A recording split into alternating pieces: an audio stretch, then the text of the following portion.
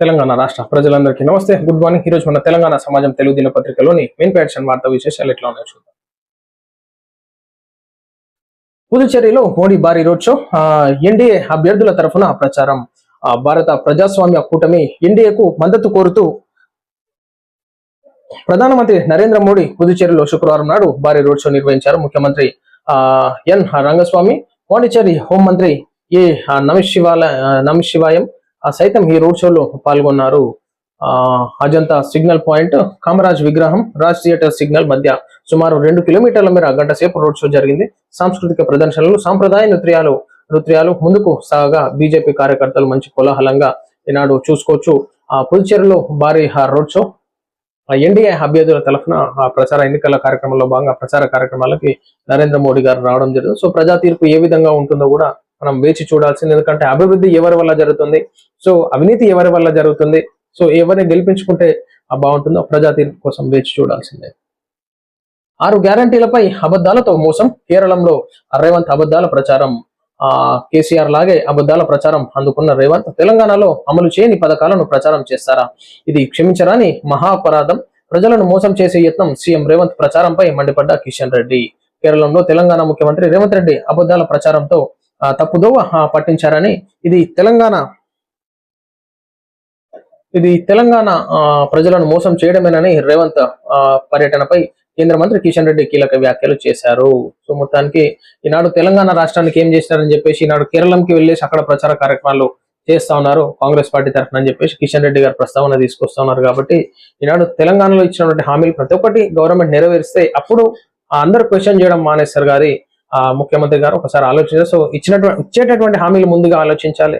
So ఇప్పుడు 3 సంవత్సరాలు దగ్గరకు వస్తా ఉంది కాబట్టి మహిళలకు 2500 తులం బంగారం గురించి ప్రతి ఒక్కరు క్వశ్చన్ చేయడం జరుగుతుంది.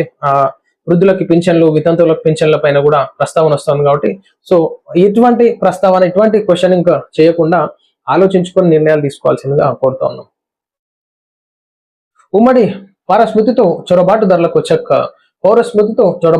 చెక్. వారు ఇక్కడ 4 ఏసి పెళ్లిళ్లు చేసుకోకుండా అడ్డుకట్ట. అస్సాం ఎన్నికల ప్రచారంలో అమిత్ షా. మొత్తానికి అక్రమంగా చొరబడి ఈనాడు 4 పెళ్లిళ్ళు చేసుకొని వారి యొక్క సంతతిని డెవలప్మెంట్ చేసుకొని ఈనాడు ఇబ్బందికరమైనటువంటి పరిస్థితులు కలిగేటటువంటి అవకాశం ఉంటుంది. కాబట్టి ఖచ్చితంగా బీజేపీని అక్కడ ప్రభుత్వం ఏర్పాటు చేస్తే ప్రతి ఒక్క సమస్యకు చెప్పు పెట్టి అభివృద్ధి పదంలో తీసుకెళ్తామని చెప్పేసి అక్కడ హామీ ఇవ్వడం జరిగిందనమాట. ప్రజా సమస్యలపై గొంతెత్తితే తట్టుకోలేరా? రాఘవ్ చెడ్డాను తొలగిస్తూ ఆప్ నిర్ణయం. సభలో మాట్లాడే అవకాశం ఇవ్వరాదని లేక. హాప్ తీరుపై మండిపడ్డ రాఘవ్ చెడ్డా. వీడియో విడుదల చేసిన రాఘవ్ చెడ్డా. సో వాస్తవానికి రాజకీయం అంటేనే ఈ విధంగా ఉంటుందని ఆలోచించుకోవచ్చు. ఆ ప్రజలకి, నిరుపేదలకు ఇబ్బంది కలుగుతుందని చెప్పేసి అక్కడ క్వశ్చన్ చేస్తే తనని నాడు క్వశ్చన్ చేయలేనటువంటి పరిస్థితి దాఖలాలు మనం ఇక్కడ చూడొచ్చు అనమాట.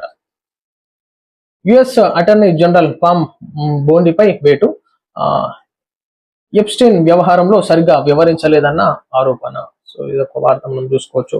తండాలను గ్రామ పంచాయతీలుగా మార్చాం, గిరిజనుల రిజర్వేషన్లు పెంచాం. గ్రామ పంచాయతీలుగా మార్చింది కానీ ఆ గ్రామాలకు సరైనటువంటి నిధులు లేక ఎట్లున్నటువంటి తండాలు అట్లనే ఉన్నాయి హరీష్ రావు గారు. పైగా సర్పంచ్ల ఆత్మహత్యలు, ఏం చేయలేకపోతున్నాం అని చెప్పేసి అప్పులు చేయడం, రోడ్లు లేనటువంటి పరిస్థితి, ఆ గ్రామ పంచాయతీ భవనాలు లేనటువంటి పరిస్థితి తండాలలో చూడొచ్చు. ఫీజు రియంబర్స్మెంట్ కూడా ఇవ్వలేని దుస్థితిలో ప్రభుత్వం. బీఆర్ఎస్ ఎమ్మెల్యే హరీష్ రావు విమర్శలు. సో ఖచ్చితంగా క్వశ్చన్ చేయొచ్చు, కానీ మీరు కూడా ఏం చేశారో ఆలోచించాలి. క్వశ్చన్ చేయడంలో తప్పు లేదు. సో ఫీజు రియంబర్స్మెంట్ విషయంలో కూడా గతంలో ఏ విధమైనటువంటి తప్పులు జరిగినాయి, విద్యార్థులు ఎట్లా ఇబ్బంది పడ్డారు, ఫీజు రియంబర్స్మెంట్ గురించి ఆలోచించాలి. కాంగ్రెస్ పార్టీ కూడా ఖచ్చితంగా విద్యార్థులకు అండగా ఉండాలి. తండాలకు కూడా సరైనటువంటి నిధులు ఇచ్చి తండాలకు డెవలప్మెంట్ చేయాల్సిందిగా కోరుతాను. స్కూల్ ఫీజుల నియంత్రణ చట్టం చేయాలి. ఆనాడు మాట్లాడిన రేవంత్ ఇప్పుడు మాట్లాడడం లేదు. బీఆర్ఎస్ పేరు ఖాళీగా ఉంది, ఎవరైనా వాడుకోవచ్చు. జాగృతి అధ్యక్షురాలు కవిత సంచలన వ్యాఖ్యలు. సో ఫీజుల నియంత్రణ చట్టం ఖచ్చితంగా తీసుకురావాల్సినటువంటి అవసరం ఎంతైనా. ఎందుకంటే ఇప్పుడు ఉన్నటువంటి జనరేషన్ లక్షల కొద్ది ఫీజులు చెల్లించలేక విద్యార్థుల తల్లిదండ్రులు ఇబ్బంది పడతారు. కాబట్టి సో సరైనటువంటి నిర్ణయం ప్రభుత్వాలు తీసుకొని గవర్నమెంట్ స్కూల్ అసలు మంచిగా చదువులు అందిస్తే ఈ ప్రైవేట్ స్కూల్కి వెళ్ళేటటువంటి భారం తప్పుతుంది. కాబట్టి గవర్నమెంట్ స్కూల్ని పునరుద్ధరించి మంచి టీచర్స్ పెట్టి మంచి ఎడ్యుకేషన్ అందిస్తే ఈ విధమైనటువంటి ఇబ్బంది ఉండదు. ఫీజు పునరుద్ధరణ కాదు, గవర్నమెంట్ స్కూల్ డెవలప్మెంట్ చేస్తే ప్రైవేట్ స్కూల్ మూతపడతాయి కదా. ఇదొక బిజినెస్ అన్నమాట.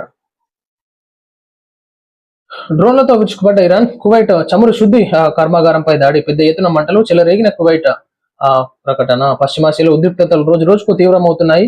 శుక్రవారం కువైట్ లోని ఆ ప్రధాన చమురుపు కర్మాగారం అల్ అహ్మదీపై ఇరాన్ డ్రోన్లతో విరుచుకుపడింది. దీంతో ఆ ప్రాంతంలో భారీ ఎత్తున మంటలు చెలరేగినట్లు కువైట్ పెట్రోలియం కార్పొరేషన్ ప్రకటించింది. ఈనాడు ఒకప్పుడు కత్తులు కట్టడాలను పట్టుకొని యుద్ధాలకు పోతున్నాయి, ఇప్పుడు డ్రోన్లతోనే గన్లతోనే యుద్ధాలు అవుతున్నాయి. సో ఇప్పుడు డ్రోన్లుగా ఇప్పుడున్నటువంటి సిస్టమ్లు ఎట్లుందంటే వార్ జరిగితే డ్రోన్లతోనే అటాక్లు చేస్తా ఉన్నారు అనమాట. సో ప్రాణ నష్టం తగ్గేటటువంటి అవకాశం అయితే చూసుకోవచ్చు, కానీ ఆస్తి నష్టం కానీ ఆర్థిక నష్టం కానీ ఎంతో కోట్ల రూపాయల నష్టం జరిగేటటువంటి అవకాశం. సో దానివల్ల కూడా ఇప్పుడు ఇతర దేశాలకి ప్రజల మీద భారం పడేటటువంటి అవకాశం చూడొచ్చు. ఈ యొక్క చమురు సంస్థల మీద దాడి జరగడంతో పెట్రోల్, ఇంధన కొరత, గ్యాస్ కొరత, ఈ విధమైనటువంటి పరిస్థితులు. బీఆర్ఎస్ లో ఇంటి గొడవలు, బీజేపీలో రాముడి రాజకీయం. ఈ రెండు పార్టీలకు తెలంగాణలో కాలం చెల్లింది.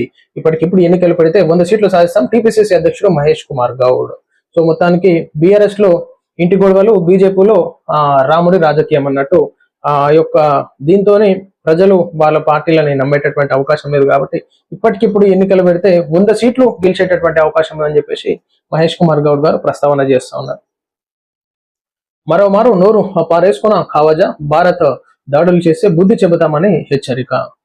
ఇండియాకి ఈనాడు ఎన్నో ప్రపంచంలో ఉన్నటువంటి ఎన్నో దేశాలు సపోర్ట్ఫుల్ గా ఉన్నాయి. సో భారత్ కూడా ఒక మంచి శక్తిగా ఎదుగుతుంది అనడానికి ఎంతో మంది ఈనాడు ఎగ్జాంపుల్ గా వాళ్ళే చెప్పుకొచ్చినారు ప్రపంచంలో ఉన్నటువంటి దేశాల ప్రధానులు.